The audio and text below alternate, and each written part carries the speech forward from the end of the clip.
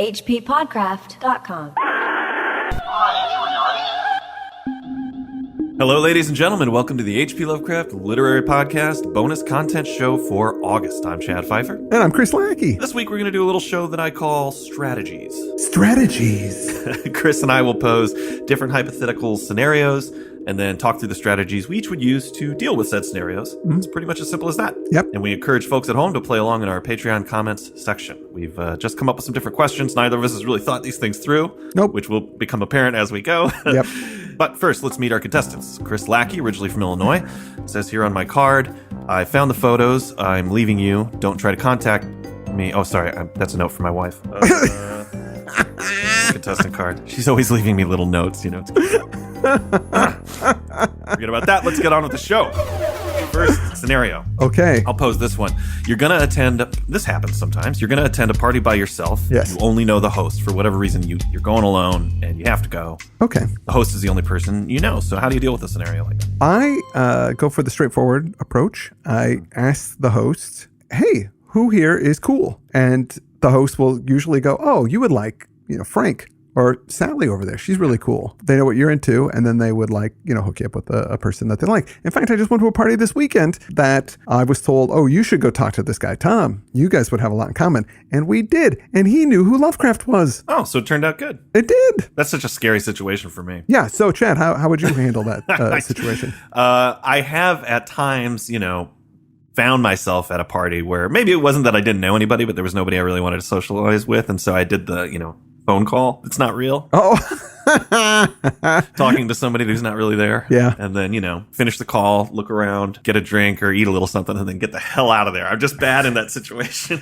So the way you deal with it is by completely avoiding it. Completely avoiding it, not engaging with anybody. And then on the way home, I beat myself up for being such a loser. That's pretty much the way that I... Oh, wow.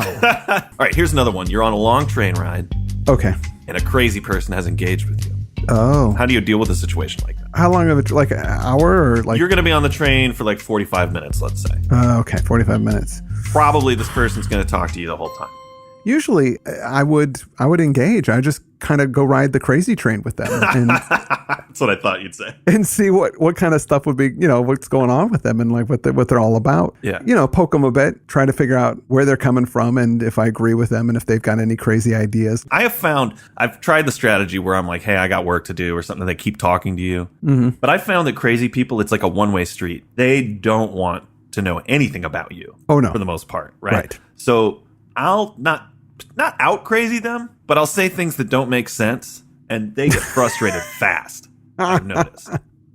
So whatever they say, I will respond in a totally inappropriate way. Not like in a gross way, but in a just this is not the right thing to say back to them. Okay, wait, hold on. Let me try this out on you. Okay, I'm a crazy person. Yeah. So what you don't understand, dude, is that aliens are controlling all of our civilization, and especially the Port Authority and the metro system. That's why I eat razor blades, especially disposable razor blades. I've had crazy people straight up get frustrated with me like a little kid, This guy's he's not listening to what I'm saying at all. I'm moving on. Oh, so it works as a deterrent. It does. Oh, absolutely. You get it works so fast to just be another crazy person in your own world. It's like I see the look of the recognition pass through the eyes. This person isn't going to listen to my crazy bullshit. They're crazy too. Yeah. I got to find somebody who's more receptive. Well, they don't. Obviously, the person doesn't think they're crazy. They think they know what they're talking about. Yeah. So they get frustrated. Exactly. Okay, I got one for you. You discover that a friend's wife is having an affair. Yes. Do you say something? Close friend? Okay, well, let's say just work acquaintance and then close friend. Do I say something? I think I would. Just a work acquaintance. I think I would just tip them off. Oh, man, that's a tough one because then they're going to feel like you participated in it, whether you're just being a nice guy or not. Oh, right, yeah. Like you're going to be a person I could see being angry with you if you were the one that told them. But I couldn't have it on my conscience. For me, it's none of my business. It's one of those I would not get involved. You wouldn't get involved at all? If I walked in and saw his wife or her husband or his husband having sex with somebody else, and then I walked out of the room, I would be like, didn't see it, did not happen. Yeah, that's the tempting choice. I mean, there is always the this is going to sort itself out. I don't really need to do this for them. It's another person's relationship. So you don't really know what goes on within the relationship. You don't know if that is okay. Right. Like maybe they've got some kind of deal going and then you're kind of butting in someplace you couldn't. Or maybe this is like a one-time thing that this person did and it was a moment of passion and then they're going to, never do it again. Maybe it's unspoken. It's just, it feels like it's not my business. And to come in and to kind of rock somebody's boat like that for them, I just don't feel like I should do that. Is there something you want to tell me? Nope. All right, so here's another one. You're walking in the woods. You find an unmarked suitcase filled with $250,000 cash. Ooh, What okay. do you do? There's no markings on this suitcase. Not that you can see, no. Or the cash, but for all you know, somebody's looking for this money. Oh, no. I would definitely, unfortunately, I would take it and go to the police and say, look, I found this case here with this money in this location. You would... If nobody shows up, can I keep it? Is it like mine then? No way. They wouldn't let you keep it. Why wouldn't they? Why would they let you keep it? I feel like if you took it to the police, they would have that right away. Give it to us, and we'll find out where this came from. Yeah, but wouldn't they? Well, who cares? Anyway, I couldn't. Look, dude, I've seen No Country for Old Men. I know how that shit plays out. There'd be some like kind of tracking chip in the thing that I didn't see or something like that. Plus, it's just not my money. I found 20 quid on the ground at the local pub. And I took that into the bartender and said, look, I found this on the ground. Oh, look at you, Mr. Moneybags. I guess you can afford to do that. You probably lit a cigar with, you probably pulled out a bill and lit a cigar with it after you did that as well. Because I was thinking some poor chump lost 20 bucks. No, I would turn that in as well. 20. If it was 5, I'd keep it. If it was 10, I wouldn't even keep it if it was 5. I know what you're saying. In that scenario, I definitely turn it in. If it's $250,000, you know what I would do? I'd go to the thrift store and I'd buy like 5 other old suitcases. Uh-huh. And I'd put them in my apartment and with that one. Uh-huh. And I would just sit on it because that's retirement money, man. I wouldn't spend it now. I'd wait. Now, if somebody said, showed up at the door and they're like, we're looking for the suitcase. We think you have it. I'd go, you can look through my suitcases. I like vintage suitcases. I did find one in the woods, but I didn't even open it up. I just put it with my other, see? And I'd have the other suitcases. I'd say, I don't know what's in any of those. I just got them all from good, that's just something I collect. No. See, off scot-free. I couldn't do it. If nobody shows up, old man Pfeiffer's got some cash to spend. You know what I'm saying? Yeah. I'd sit on it for a couple of decades. I just couldn't do it. It would be on my conscience the whole time. I would be. For some reason, it's the reason it's a lot of money. I feel less bad about it. Mm-hmm. Like nobody was carrying that around because it's their income. Oh, right. Yeah. Something nefarious was going on. It's drug money or a payoff, or there's something about it where I go, if it's $40, I'm like, somebody needs this. Yeah. But $250,000 cash in a suitcase. But see, I'm going the other way with it, as in like, I think you're right, but I'm afraid that those dudes would want that money. And that's a lot of money that people would be spending a lot of effort to try and figure out what the heck happened to that money. But I think even a narco, even like a really seasoned criminal, once I explain my vintage suitcase fixation, they'd buy it. Okay, I got one for you here. Mm-hmm. So you can rip off a well-known work of art and pass it off as one of your own without any consequences. Would you? Nobody will ever find out. Yeah, no. It's like... it's supernatural in a way. Yeah. Like I just suddenly get to put my name on it and it's mine. Maybe a song. Your friend is a dude who like makes music and then he dies. And then sent you this song and it is awesome. It's like one of the best songs ever that you've ever heard, and it like you play it for other people and they're like, oh my God, this song is awesome. Would you take credit? Could you go, yeah, I wrote that song? I couldn't do it. No. Part of me wants to, because that's the same as being related to somebody or something, right? It's just like an advantage you get out of the gate. Yeah. I think I'm a good musician, and if I could have one hit, then I would have enough status that I could then be able to have the time and the resources to produce what I want. And some people are just born into a situation like that. They get some magical pass that they didn't do themselves, and that's kind of what this would be, right? He's not going to know. Actually, maybe I would. No, I couldn't do it. With music, I think that it's a slightly different thing because there's lots of people that have done like one-hit wonders. They do one song, that's awesome, and the rest of their stuff is kind of eh. So it would be quite believable. But if it was like a painting or something like that, you can tell when it's somebody else that has done it. Even if you emulate their style in a way, it still won't quite. You'll get found out. But with music, I think you could, especially somebody that is already a musician, like it's an electronic song. I know what he sampled. In fact, you have all of his original files. Oh man, that would be tough. I still don't think I would do it. Maybe I'd try and figure. Maybe I would do a pass on producing it, and then I'd say, this is the thing I produced, and I'd make it into I'd show a bunch of sad pictures of him in the video and make money off of it that way. Here's a scenario for you. Okay, you have a boss, kind of a jerk. All right, it's a guy. He's in the conference room. A meeting is about to start. You're the first one there, and he's just going on and on, bloviating. He leans back in his chair, throws his arms behind him. You realize not only is his fly open, but a little of his penis is just like the mushroom cap has popped out a little bit. Do you say anything to it? Oh, but now, how big of a jerk is he? That's the question. Is he like just kind of full of himself a bit, or is he like a full-blown racist? He's the first part. You just don't like him. He's one of those guys that talks about sports and doesn't even check in with you to see if you're interested in it. He just goes on and on and on and on. And I would. He's a little lecherous towards the female staff, but you don't think that he's full on, done anything. I think I would tell him, but that would be a political motivation for me. Oh, to get you some advantage later. Yeah, he's watching out for me. He told me that my wiener was hanging out. What would you say? I would just, is this during the meeting so other people are around? Other people are about to come in the room. Oh, I would go, dude, your wiener's out. Straight, man. I don't think there's any job where I want a promotion bad enough to not let that happen. I would just be like, this guy's going to have his pee-pee out for everybody to see. There's no way I would tell him. Oh, boy, yeah. You would also be depriving all of your coworkers. Think about that. Those kind of fumes will keep you going for another year, man. Just talking about the boss with his pee-pee out. God, yeah, that's true. Yeah, I don't know if I could do that. Now I'm looking at it the other way. I don't think I can deprive my coworkers of that gossip. Here's one. You're in line for a book signing. It's Jackie Chan. Oh, yes. Signing his book, I Am Jackie Chan. Now, you've gotten there early enough. You've only had to wait like a half hour. Sure. You got there. You're gradually moving up the line. It's a narrow bookstore. You were outside. Now you're in the inside. You can't jet off in any different direction. It's just kind of a narrow space. Sure. While you've been there, though, the line has grown around the block. Like if you were to go to the end of it, you're there for 3 hours. Oh, okay. So you're 2 people away from Jackie. He's smiling. He's signing. He's doing the chit chat. You try to sneak out a little fart because you think, I don't want to be gassy when I get up there. And you pooped your pants.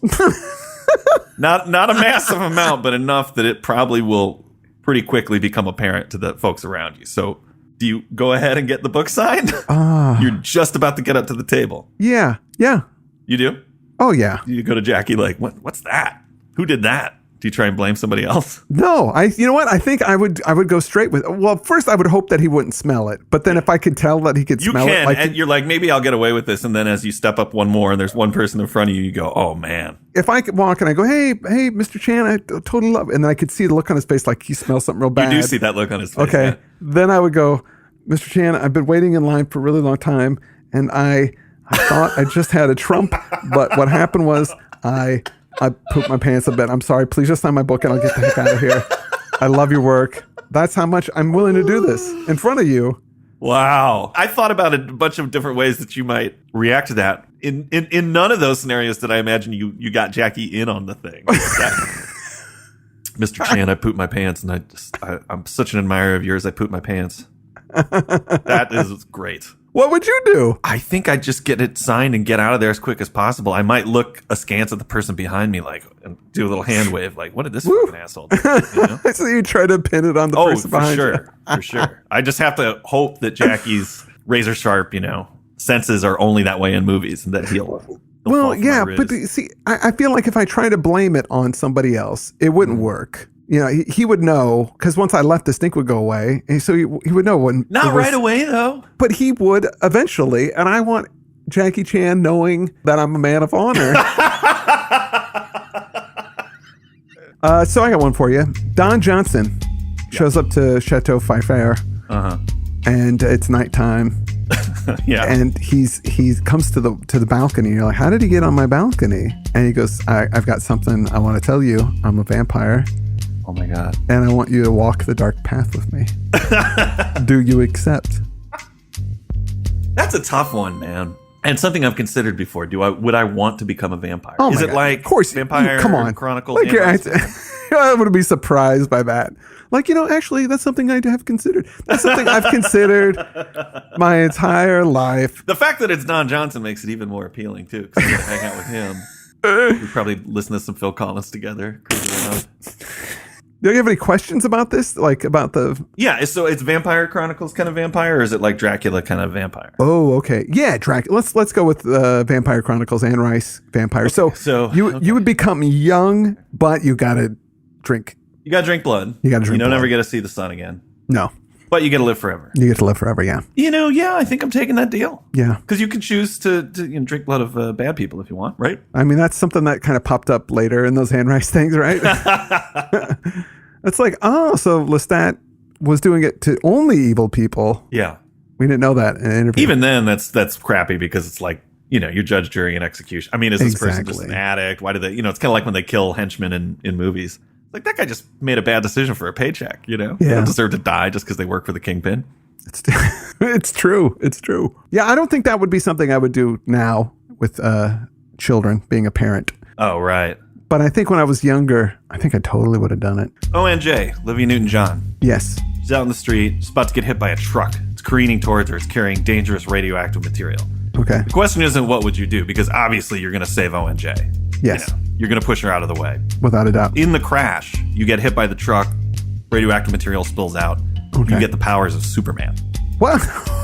Okay. I didn't see where that's going. Yeah. So what do you do with those powers? You now have flight, heat vision, invulnerability, ability to remove a mustache with CGI. You get all of those things. Wow. What do you do? See, this is I think I would become evil. Whoa, really? Yeah. I would start off with very good intentions, and then I think this would be one of those power corrupts situations where I would be going after people that are bad people that seem kind of untouchable for political reasons. Oh, right. Warlords in Africa, Kim Jong-un. I could liberate that country single-handedly. Right. But then what countries do I liberate after that, Yeah. And I would probably be pretty full of myself because I have this power to do things. I think I'd just get evil. I wouldn't want to. I wouldn't want to. I'd try, but I think I would succumb to the lure of power and start justifying all of the stuff I was doing to the point that I just made myself emperor of the world. I wouldn't want to. I'd try and fight it, and maybe I'd try and maybe find some close people to help guide me. But then by doing that, they're going to be targets. Yeah, that's true. But then again, if somebody killed you to get to me, I'd destroy their entire country. Oh, you murder innocent people? Oh, yeah. Oh, that's sweet. That's what... Power corrupts? It does. Next question. You can save the life of a stranger, but as a result, you'll have a weirdly gigantic ass for the rest of your life. Do you do it? No. Nope. No?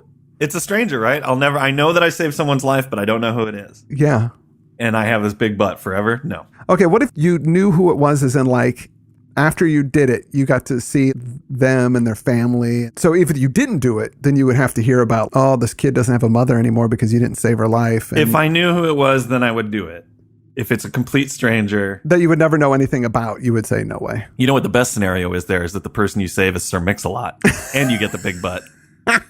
So he's like, you saved my life and I'm super into your big butt. That's the only scenario where it works out for everybody. Boy, yeah, that's true. Here's a question for you. You're at a party with Matt Parisi. Yes. And Leonard Nimoy is there. This is before he passed away. Oh my God. It's not zombie Leonard Nimoy. This is like Nimoy in his old man prime. He's wearing a kimono. God. He's hanging out. Maybe he's showing off his photography. Maybe it's an opening. It's exactly what it is. It's a gallery opening. Yes. Nimoy's there. There's lots of naked women on the walls. Tastefully naked. Yes, of course. And Nimoy's there doing Nimoy stuff. He's the life of the party. He's doing magic tricks. And everyone is laughing, having a blast. Yeah. He does some close magic, and then he's got this top hat he's doing different things with. And he says, okay, for my final trick, I'm going to make 4 smoke-filled bubbles float out of my magic top hat. Oh, okay. And he says to everybody, now pay attention, because nobody has ever been able to do that many smoke bubbles out of the top hat before. 4 is the limit, and I'm going to do it. But Parisi can do 5 smoke bubbles. You've seen Matt do it. You're confident he could reproduce that trick. And tonight he happens to be wearing his magic top hat. Oh, whoa. So what do you do? No, I don't. It's Nimoy. I'm not going to knock him down at his own party. No way, man. No? I would look at Matt. I'd give him a look and I'd give him a knowing nod. I know what you do, and I know you could do this, but don't ruin this for Nimoy. It's his night. It's his gallery opening. Let him have this. You're so kind. That is the right decision, I think. I think I would pimp Parisi out because the resulting scenario would be far too enjoyable. Because it would break his heart.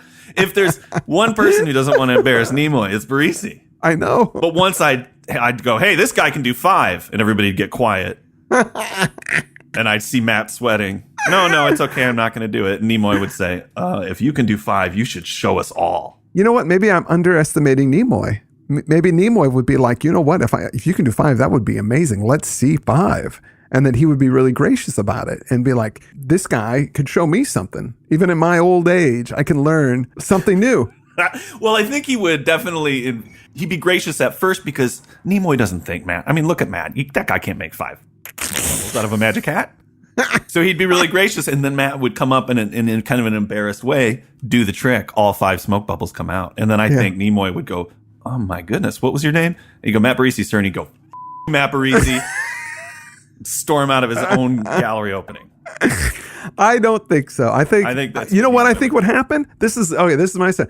You tell him Matt Parisi, he would do the trick, and then Leonard Nimoy would be impressed by him and want to know more about Matt, and then they would become really good friends, and then maybe even on his deathbed, Matt Parisi would be there with him and say, I'm so glad that we got to be friends. And Nimoy would go, let me see the trick just one more time.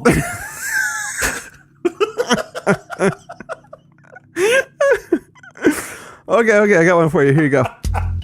This is George Lucas is going to make a new non-Disney Star Wars movie. Okay.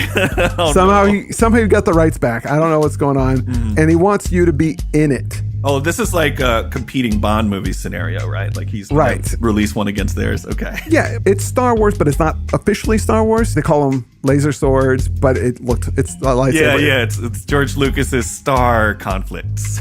Yeah, exactly. Space battles. Okay. Space battles. But George Lucas is doing it, and everybody's all jazzed. They're like, okay, Lucas is coming back to the franchise. Well, not everybody, but some people are. I'm not. He's like, Pfeiffer, I love everything I've seen you in. You got great chemistry with people, I think.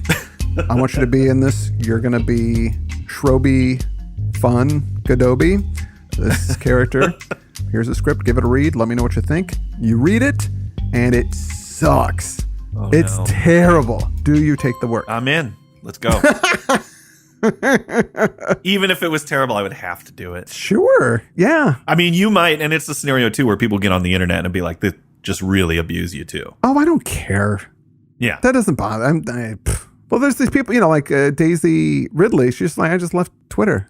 Yeah. And like, I don't even think about it anymore. It's like, yeah, remember there was a whole world where Twitter didn't exist, and you don't have to read Twitter, and you don't have to read the mean things that people say about you. Yeah, that's true. You don't have to engage at all. So you engage. But like, I'm not an actor. Mm-hmm. For me to be in a movie would just be a fun thing. I'm not worried about my career as an actor. Exactly. It would just be a fun thing to do, and then hang out with a bunch of people and get a laser sword and yeah, barring something that's truly tasteless, like in terms of violence or nudity, there's almost no film I wouldn't be in, even if you were getting paid for it. Yeah. No matter how terrible it was. Yeah. That's kind of a boring one, actually, because the truth is we'd both do it. Who would? Yeah. Okay, so here's a question. You could bring Lovecraft back for an hour.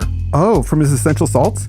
Yeah, basically you get his essential salts, you bring him back, he's alive for an hour, you can ask him anything you want. He'll probably be a little freaked out for the first 15 minutes, but after that, you can have a good conversation. You can ask him about his personal life. He'll be compelled to talk to you. But to do this, you have to get into Swan Point Cemetery, you got to dig his body up, and you have to escape the cemetery with it. That well-known, well-lit grave. Yeah. And you don't have any magic powers that are going to help you do that. No, That's I'm just a guy. Crime. You're just a guy. You have to commit that crime. Would you even try? Gosh, I don't know. That is a good question. Because you can be unsuccessful and just go straight to jail. Yeah, of course. Well, I mean, I'm just trying to figure out if I really would want to talk to Lovecraft. I would say no, just because I don't want to risk going to jail. And it's kind of a weird thing to want to do. Like, I don't even know if I would do it if I could do it. Like, if somebody said, "Oh, here, you've got Lovecraft's remains and his essential salts you can make with this formula. You can bring him back and hang out with him for an hour before he goes back to his dead state." I felt like Lovecraft was the appropriate choice in this question since we do a Lovecraft podcast. But, I think my first question would be, can I do this with somebody else? Is there anybody else I could talk to? Yeah, like, Einstein? FDR. And I go, hey, dude, we won. It ended. Oh. Because I always feel bad about these guys that put all their time and effort into wars and then die before they find out what happened. Right. So maybe I'd do that one. Oh, yeah. And then would you ask him about interring Japanese American citizens? He's gonna fall apart again. I don't want to bum him out. Yeah, that's a good one, actually. Hey, I just want to tell you this incredibly positive thing. But by the way, culture's changed and a lot of people think you're an asshole now. Bye. Bye. This is somewhat related to our recent episodes on Don't Look Now. Okay. You're touring with a band. You're the guitarist. Yeah. Another band that you're opening for. But you guys, you're not super successful. You're in the van. You're really doing it. Mm-hmm. Another band that you're opening for offers their house to stay in when you're in their town. Mm-hmm. Long day, long trip, long show. You get there, and the place is pretty gross. They have a lot of cats and dogs. You can see there's like turd fragments in the carpet, so you're not going to be wanting to sleep on the floor. Oh, God. But you've got a big band. They have a big band. Every couch is occupied in that house. There is a bedroom on the first floor, and there's a double bed in there. When you peek in, you see there's a space on the bed, but Donald Sutherland is in it. What? He's passed out, and he's totally naked above the covers. You see everything. Okay. Do you take the spot next to him? All right. Now, boy, I got a lot of questions here for this one. It's not straightforward. There's somebody in the bathtub. Like, there's nowhere but the floor or this spot. Okay. No, I get it. Is Donald Sutherland, would he be angry with me? Is this cool? You don't know him. Yeah. You recognize, you go, that's Donald Sutherland, and he's naked, but he is sound asleep. I feel like that would be a violation of his space, and I couldn't do that. No, no, I couldn't do it. I mean, it's it would be cold kind of outside. You can't go out and sleep in the car. It's cold. I know. I would have to sleep on the poopy floor. Oh, you'd sleep on the poopy floor? It feels like a violation to go in there and lay in his bed, especially if he's naked. I guess I could say, hey, man, I could wake him up. You'd wake him up? I guess I would wake him up because I really don't want to sleep in poop. So I go, hey, hi. They said I could sleep in here. Is that cool? As you're saying that, he's pulling you in for a kiss. See, you shouldn't have woken him up. You don't even get a chance. He's like, come here. Well, it is Donald Sutherland. I see. And you're on tour with a band. I mean, these kind of things happen, You're gonna get up to some hijinks with Donald Sutherland once or twice if you've ever toured with a band. Yeah, if you're in a band, that's just par for course, man. All right. Well, I feel like we sorted out some important stuff today. Yeah. Well, one last one for you, Pfeiffer. 3 wishes. What would you wish for? Of course, you can't wish for more wishes. World peace. Okay. Unlimited life. Like immortality? Or do you mean like... Immortality. Okay. Oh, boy. See, for the third one, I'd want to say resources, because if you don't have those and you're immortal, that could really stink. But that's my third wish, and I got to say a night in bed with a naked Donald Sutherland. See, I was going to say to be in a new George Lucas Star Wars film, to be able to make 5 bubbles come out of a hat, and to have the powers of Superman. All those are good choices, man. Wait, remember what I said would happen when I got the powers of Superman? Oh, wait a minute. No! Well, luckily, I wished for world peace, so you try to destroy everything and it just doesn't work. Oh, no, I would make world peace by force. Oh, it's like a monkey's paw thing. I shouldn't have wished for that. Thanks a lot, Pfeiffer. Okay. Well, that's all we got for strategies. I think it's convincing that if you guys are ever in a situation you don't know how to work out, we're the guys to ask. We know stuff. So also, I want to hear how you guys would deal with these circumstances and situations, these scenarios, as Pfeiffer put it.